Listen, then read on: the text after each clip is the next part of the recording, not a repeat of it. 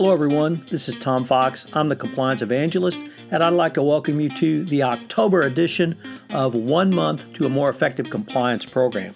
This is the only monthly compliance program focusing on a different subject, taking a deep dive so that it will help you have a more effective compliance program.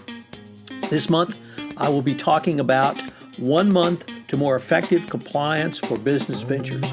But first, a word from this month's sponsor, the Volkoff Law Group. Hi, I'm Mike Volkoff of the Volkoff Law Group and proud sponsor of this month's podcast series. The Volkoff Law Group believes that every company should have a robust ethics and compliance program.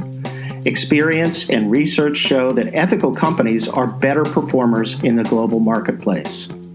At ethical companies, employees believe in the company, they feel vested in the company, and are more productive. As a result, misconduct rates are much lower and financial performance is higher. We can help you achieve these benefits through an effective ethics and compliance program. The Volkoff Law Group specializes in corporate compliance, internal investigations, and white-collar defense. We are your partners in our joint mission of building an effective ethical culture for your company. Our 10 years experience shows that business cultures can change. We are committed to work with you to achieve an ethical culture in your company.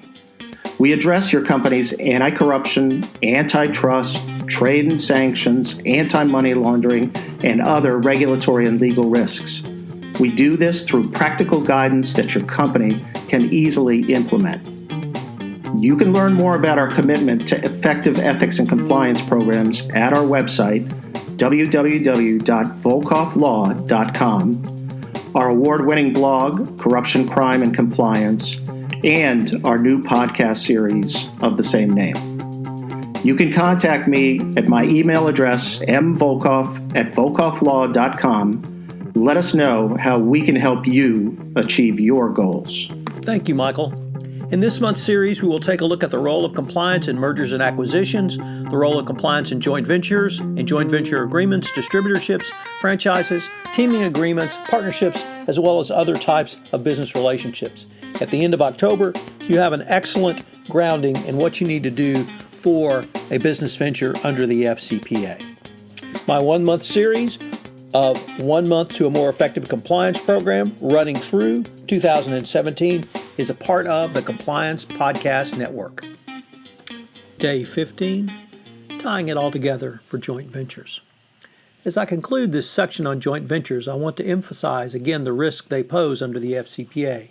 As noted compliance expert Michael Volkoff has stated, a joint venture requires the integration of disparate company cultures, and it can be successful and is usually one of the significant reasons for the joint venture itself. Both parties should assess each other and decide that the joint venture is a good fit, meaning that each side will benefit. Too much time is spent on looking at the joint venture's compliance toolbox and not enough time is spent identifying compliance strengths and weaknesses. Today, I will try and tie together all these in one format. So what are the steps you should take?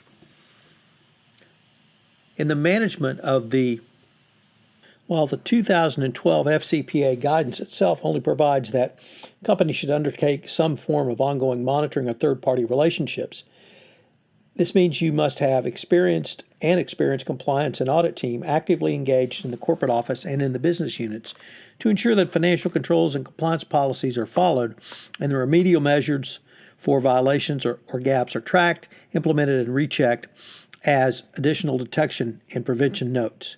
There are several ways for you to do so in the context of the joint venture. The starting point should be your relationship manager, as every joint venture should have a relationship manager.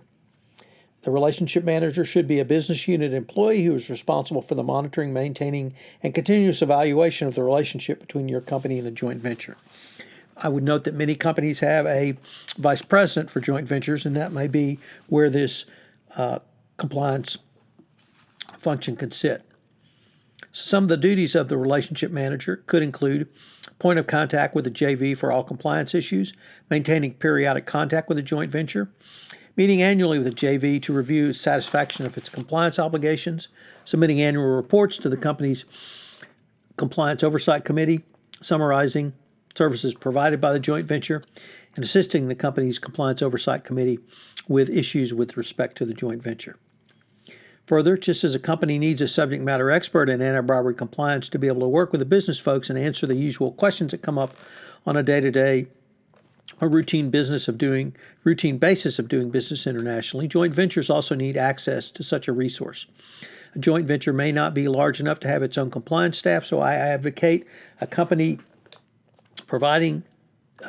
should provide such a dedicated resource to its joint venture partners and joint ventures it is involved with. I do not believe this will create a conflict of interest or that there will be other legal impediments to providing such services. These services can also include anti-corruption training for the joint venture, whether on-site or remote. The compliance professionals should also work closely with the relationship manager to provide advice, training, and communications to the joint venture. Another key component is that a company should have a compliance oversight committee review all documents relating to the full panoply of the joint venture's relationships with the company. It can be a formal structure or some other type of group, but the key is to have senior management put a second set of eyes on any joint ventures who might represent the company going forward. In addition to the basic concepts of process validation of your management of joint ventures, as joint ventures are recognized as a high risk in the FCPA world, this is a manner to deliver additional management of that risk. After the commercial relationship has begun, the Compliance Oversight Committee should monitor the joint venture on no less than an annual basis. This could be an annual audit, which would include a review of remedial due diligence investigations and evaluation of any new or supplemental risks associated with any negative information discovered from the review of financial audit reports on the joint venture. The Oversight Committee should review any reports of material breach of contract, including breaches of requirement of the joint ventures or your company's code of ethics and compliance. In addition to the monitoring and oversight of your joint ventures, you should periodically review the health of your joint venture management program for compliance. The robustness of your joint venture management program for compliance will go a long way towards preventing, detecting, and remediating any compliance issues before it becomes a full-blown compliance violation. As with the steps I've laid out, you need to fully document them so that if any regulator, most specifically the Department of Justice or SEC, comes knocking, you can not only show them the steps you've taken, but you can present the metrics to them.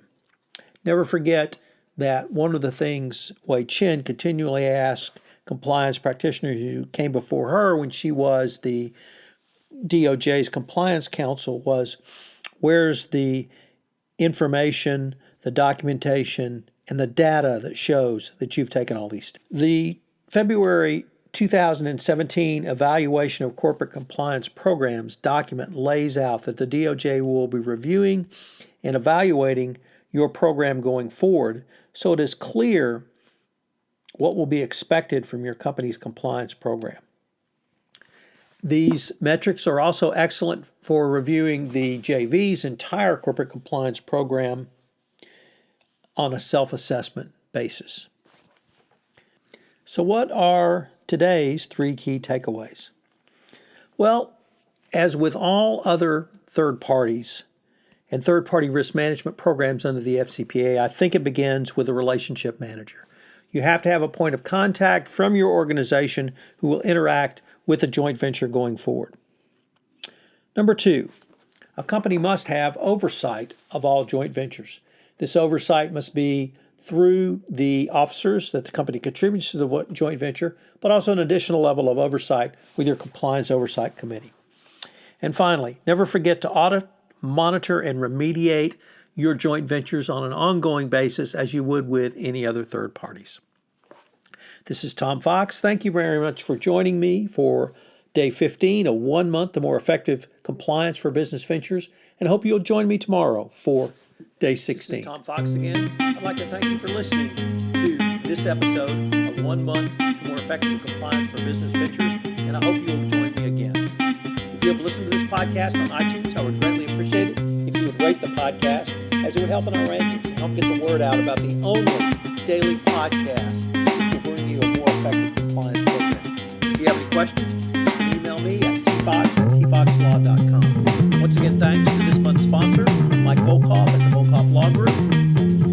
The podcast series, 1 month to a more effective compliance program, is